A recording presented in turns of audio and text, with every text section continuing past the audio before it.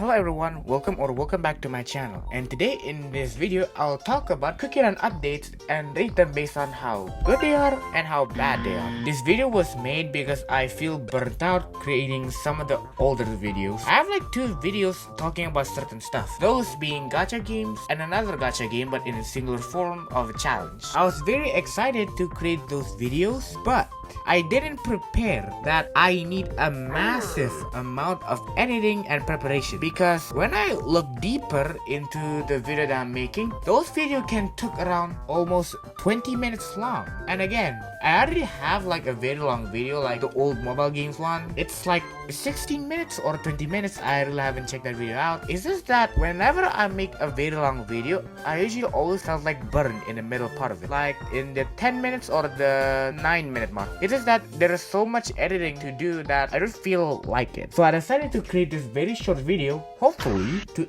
ease my mind off because of the burnout thing. The way I rate this update is based on how fun and enjoyable they are, basically making the game more fun to play because of certain events or game modes. Second, how memorable they are. By memorable, I mean the update that you remember the most because you enjoyed a lot or you have good memories with it. And the third one is how much they changed Cookie Run Kingdom as a whole. Like back then there's only 1 ship in harbor trade, but now there's 2, which increases the life of quality in Cookie Run Kingdom. After that out of the way, now I'll just start ranking the updates right now. Okay, so this is the tier list. There's amazing, great, good, meh, and so on. Also, you might be thinking, why does it look different?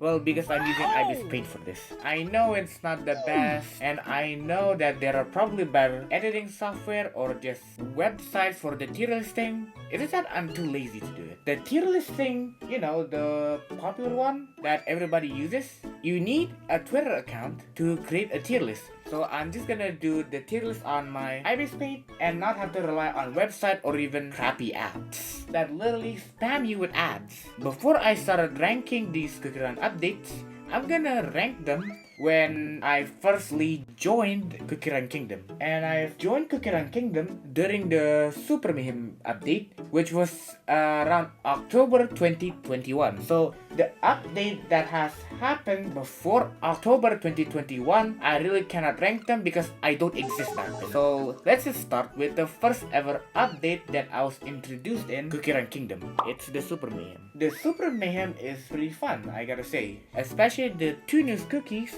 Malasauce and Twizzly, helped me a lot in early games because of their massive AoE attack. So I'd put this one in good. It's just that this one felt very generic if you really think about it, because it's just a PvP game mode with 2 cookies added, with one of them not being obtainable by a gacha, but rather obtainable by an event gacha. The next one is the Halloween event. The reason why I didn't say Halloween event 2021 because there's literally no Halloween event in 2022. Like, it was just a bingo event. And I'm gonna say, I have really mixed feeling about this one. There's the other side of it being great because of the new cookie, the events, the rewards, and especially new content. Those new content being costumes. And the costumes cost Rainbow Cubes, which is similar to Oven Break, where you use Rainbow Cubes to get costumes. It actually sounds like a great idea when you realize that Cookie Run Kingdom have more smooth moves than Oven Break, because Cookie Run Kingdom is animated in 2D or 3D style in the same time, while Oven Break is just 2D. But the execution of the costumes are really bad. Rainbow Cubes are so rare back then. You can only get them from certain event, mileage, and store. Even though that doesn't sound too bad until you realize some of the events, it will barely give you any. And there are so many costumes to collect. But other than that, I'd say this update was pretty good either. After the Halloween update, we had the Winter 2021 update. The Winter 2021 update was, I gotta say, amazing. This update, I gotta say, is probably few of the best updates in Cookie Run Kingdom. It has a lot of quality life improvements, new cookies, a very rewarding quest, like the legendary gacha. 100 Frost Crystal can already give you 1 roll. And if you value that, essentially that 100 Frost Crystal is basically like 300 gems, which is crazy because some of the quests are actually really easy, which allows you to get an easy 100 plus roll, and those 100 plus rolls can have the value of a 30k gem. And there's also a legendary rate up. The legendary rate up is basically like the higher epic tier cookie being featured. Even though the chances are low, but it's still a featured epic plus tier cookie. And the legendary cookie was Frost Queen, which I gotta say, design wise, it's really good. Her animation is very pretty, especially her skill. And Cotton Cookie, even though Cotton Cookie was released like a year ago, she is absolutely broken on PvE because she can heal, she can damage, she can defend, and she is tanky. When I say tanky, I mean her sheep. Her sheep literally just summons 3 Cotton Cookie that is melee because the HP scaling for it, it's so high. And the story of the Winter 2021 update was actually pretty sad too. But other than that, this update is really amazing. Now, after that is the Cookie Alliance.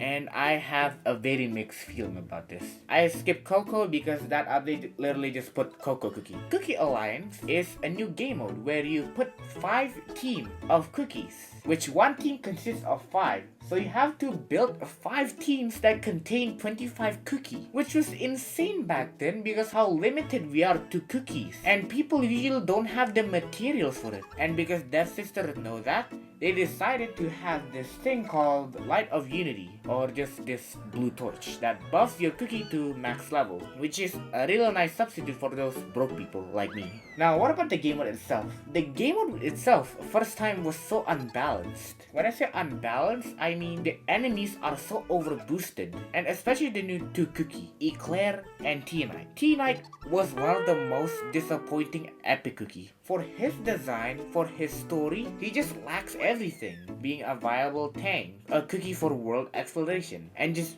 bad usage in general. Because he requires your cookie to die, so he receives this night buff. I don't know what the buff is called, so I just call it the night buff. And once those night buff reach 4 stacks, he's gonna become immune to CC, as well all of his attack being increased around like 100% mark, which is insane. But the problem is that he relies so much on his teammate dying that sometimes if he dies first, your T9 comp will literally become useless. Especially the other cookies that can just eliminate tanks like Caramel Arrow, Sorbet, heck, even Clotted. Clotted can just push back T-Knight and just stops him completely. While Eclair, who designed this cookie? He's a support with a bomber damage that has magic capability, while also the HP of a healer. Like, he literally got the entire pack. Even though his skill is so simple, his scaling is insane. The damage, his attack, literally everything. So I put this update in meh. There is so many unbalanced things during the Cookie Alliance update, but at least I'm not putting it in bad because of the guild improvement. The guild was so bad back then. There was just a list of chat where you can chat with your guild mate and this blue torch in the right screen,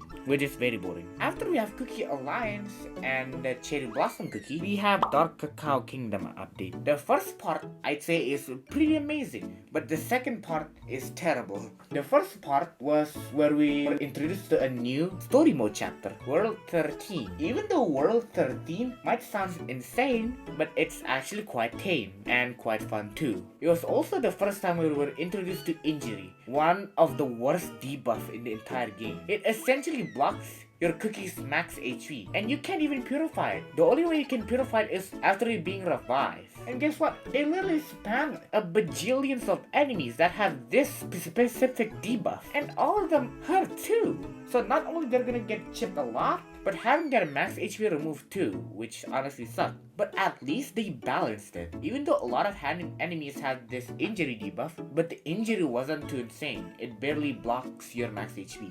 And especially that chapter 13, it was similar to chapter 12, where everything is happening too much, but at least quite tame. And the new cookies is also quite nice too. Avocado and dark cacao cookie. Avocado was really interesting because Avocado is a bomber that curses the enemy, which blocks them from getting buffs, like attack up, defense up, etc. And dark cacao cookie is such an amazing tank. He has a debuff resist passive, insane HP scale, an offensive capability, and insane debuffs. An attack down and a defense down in one skill is actually pretty insane. And especially being immune to interrupting effects during skill. So the first part is pretty good, but what about the second part? The second part, oh my god.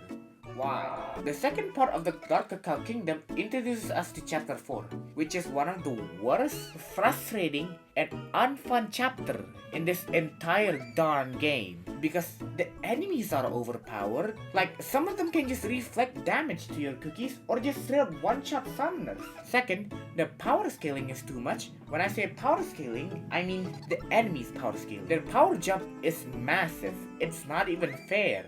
One of the stages literally went from 400,000 to 600,000 out of nowhere, which is crazy. And the bosses too. The bosses are the worst. 14-10, 14-12, 14-24, 14-29. 14-30. All these bosses have unfair mechanics. So I have a very mixed feeling about this. But when I think about it, the first part actually have more effect than the second part. So I gotta say, this update is pretty great. But sadly, it's not an amazing part because of part 2 specifically. Also, after the Dark Cacao update, I had to skip a lot of the side updates. Like the April Fool's 2020 update and Cherry Blossom. Mainly because they are like event updates and not like actual updates that put new contents in the game that is permanent. So yeah, I can just skip those. After the Cherry Blossom update, we have the Cookie Odyssey update. The Cookie Odyssey are being split to 3 parts. And let's talk about the first part. The first part of Cookie Odyssey, I'd say, is pretty great. Seeing an entirely new side story or just side chapter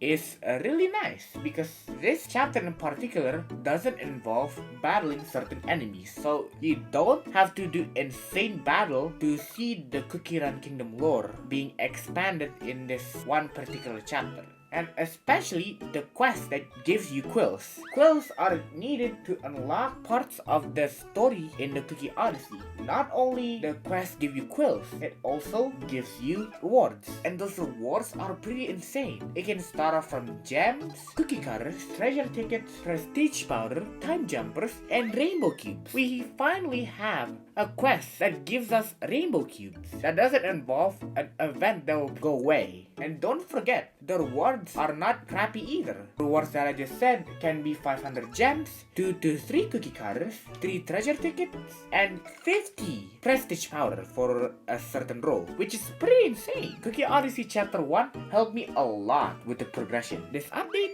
I gotta say, is pretty good. I sadly didn't put it in a great part because the quill quest you have to wait a day after you done like 10 quests, which is kinda boring. After that, we have part 2 of Cookie Odyssey. And I gotta say, this update is terrible. Why do I say terrible? Because this story-driven chapter has battling enemies in them. And those battling the enemies, they have certain restriction where certain cookie must be alive. And one of the cookie that is needed to be alive is Gingerbrave. Gingerbrave out of all cookie. I sounded really mad in this part because that's true. You have to protect a Gingerbrave out of all cookie to clear a stage. And those stages are a must too, because they contribute a big chunk of the story. And guess what? The enemies are bullcrap. When I say bullcrap, I mean they're so hard to beat. Especially the Shadow Twin Sister. The Shadow Twin Sister battle is one of the worst stages to exist. Even if you have a level 12 scroll, you can just barely beat this stage. And what about the people that only have level 6 or 7? When they roll on the treasure gacha, they need to hope that they get the scroll. And guess what? You need like something 60 of them to get them to level 12, which is honestly insane. Especially the disappointment of the super epic release. I forgot to mention in the Cookie Odyssey Chapter 1, they have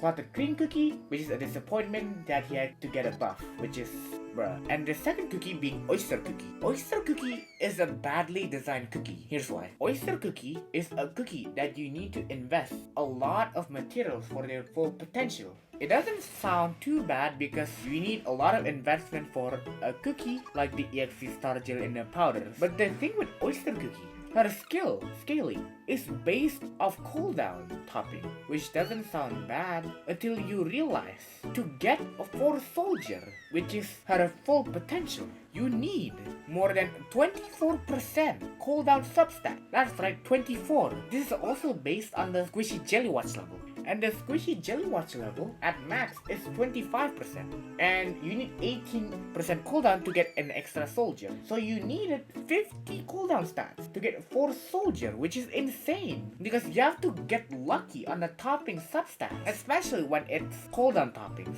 And guess what? Her cooldown doesn't even get reduced because her cooldown will always stay at 18 seconds. And the soldier's uptime is around 70%, which is like 12 seconds. And the only buff that she do is just increase crit and crit damage. That's it. She's a super epic that increases crit and crit damage. That's it. It's very basic too, and her full potential isn't even that broken either. She's only used in certain part of levels and certain guild comp.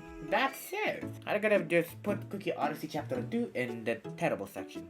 Okay, so I've noticed that I've been talking too much on this Cookie Run Tears update, so I'll just have to speed run some of them. Cookie Odyssey Chapter 3 is one of the best chapters out of all 3 chapters because the Chapter 3 of Cookie Odyssey isn't as frustrating as the second one. Even though it has battling system in it, at least the cookie that must survive is Financier and Clotted. Both Financier and Clotted are super good survivability because they're given a very high promotion and a very good topping substats. And because of that, they will survive longer than Ginger Brave. What a surprise. And Financier is literally one of the most broken tanks in this entire game, and then asking for her to survive is like a cakewalk. And this is also the introduction of Magic Candy, which is one of the best introduction to buff an older cookie. Espresso, Vampire, Purple Yam, those 3 cookies receive Magic Candy. They literally became a new cookie because of how strong they are and how much it affects them. Espresso cookie deals more damage based on the enemy's max HP. Vampire guarantees a bleed debuff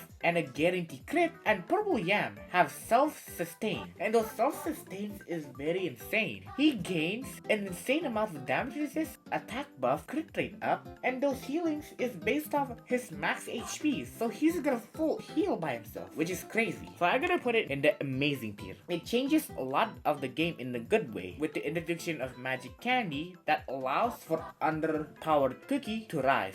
After the Cookie Odyssey update, we have the Disney collab. Oh boy, what a collab this one is. I've never heard of a gacha game that collab with freaking Disney out of all things. One of the biggest company in this entire world collabed with a gacha game about running cookies. Even though that sounds like a good idea, the execution is just bad. This collab introduces us to around 20 plus new cookies, which is like a lot. And guess what? All those cookies are guest cookies, meaning that they won't do anything to your gameplay other than walk around in your kingdom, which is like, man, some of the cookies have really good animation, but they sadly turn into guest cookies. Even though if all the Disney cookies are playable, it'll be so hard to boost all of them. But at least make Mickey Mouse a playable cookie. Like, come on, he's the staple of Disney. How the heck he isn't playable? And it also doesn't help that the collab runtime too. It's only 50 days. 50! Free-to-play players can barely get all of the Disney cookies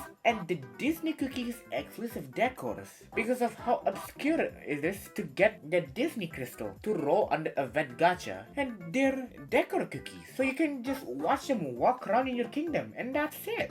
So I'm gonna put this update in very bad. The only thing that is saving it from the terrible section is that how good the title screen animation is. Like, it's very pretty. After we had the Disney collab, we have the guild update, or the guild battles update, where the guild went from beta to an actual thing now. And when I say an actual thing, they improved a lot of things. The guild monster went from 1 to 3. All of them have a unique ability that can turn it against you, such as Avatar of Destiny, where you inflict a debuff on it, it just straight up one-shot your cookie. And the Living Abyss can straight up eat your tank and then chew them to death. And the introduction of metal, these metals can be traded for soul stones and other items. So I gotta say, I put it in great. I sadly can't put it in amazing because of how weird the scaling is for the bosses in the early parts of the boss's level. After the guild battles, we have the Black Pearl Island update. And I gotta say, this update is amazing. The new game mode is insanely fun.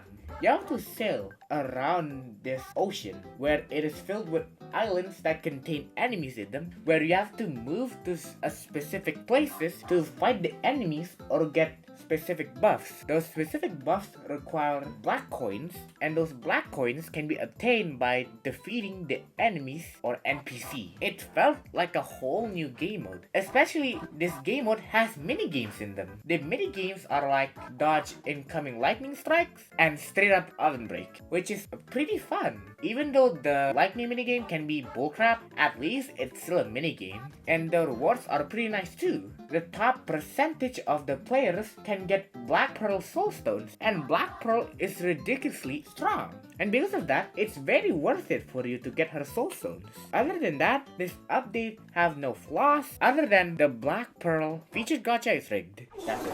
After the Black Pearl update, we had the BTS update. No doubt, one of the best update Cookie Run Kingdom had. When I say best update, I mean literally. It's a collab with BTS, the biggest K-pop group in this entire world. Collab with a gacha game that has recently collabed with Disney. This collab essentially makes the Disney collab look so disappointing because this BTS collab gives you an extremely OP cookie for free because you guaranteed to get one of the BTS cookie after you clear the quest that you needed to unlock the minigame. And guess what? Even though there are 7 playable cookies, all of them have the same scaling and the same skill, and they're also beginners friendly too. Once you level up the BTS cookie, you don't need skill powders to upgrade their skill, unlike a certain cookie, which means once you upgrade the BTS cookie, you don't have to worry about wasting your skill powders because it's based on the level of the BTS cookie. And the BTS cookie is super strong, stun immunity, damage resist to all team, which just makes Wild Berry disappointing, shield, and safeguard ability, which makes them immortal and can't be CC'd or even killed. Oh yeah, those stun immunity is literally made for Schwalzwalter or Brute or Charles or whatever his name is. And finally, we have the Winter 2022 update. And this update is pretty good. Not amazing, not meh, it's really nice. This new update introduces us to Carol Cookie and Sherbet Cookie. Carol Cookie being a healer that increases crit and crit damage, and Sherbet Cookie, which is the better Rai Cookie. This update introduces us to a new minigame called the Cake Shop. The Cake Shop is such a fun minigame because we got Cooking Mama on Cookie Run Kingdom now, and decorating the cake is actually quite fun too. It's not boring or not too hard, and especially the cookies that came into the store.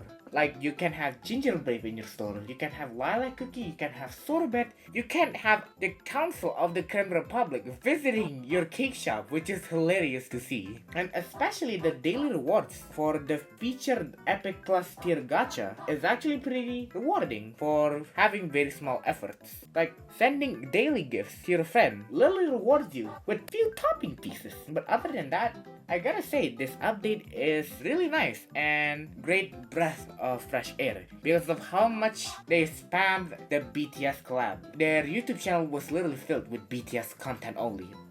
Well, that's the end of this ranking Cookie Run Kingdom update, and boy what a ranking this was. I didn't expect it to be more than 20 minutes, even though in the intro I was literally complaining about how long the videos I was going to edit. I recorded the intro before I actually recorded the ranking part, which makes me kinda confused on why this video is so long, and while thinking this was gonna be a short video. Lesson learned, I guess. If you enjoyed this video, make sure to like and comment, or heck, you can even subscribe to my channel to help my channel even more. See you guys in my next video. Bye!